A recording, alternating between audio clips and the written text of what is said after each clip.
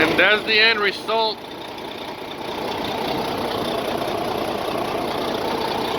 There you have it.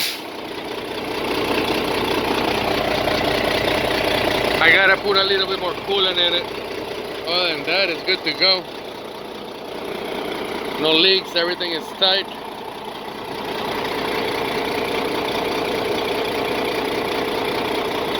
I'm gonna let this truck run for a while.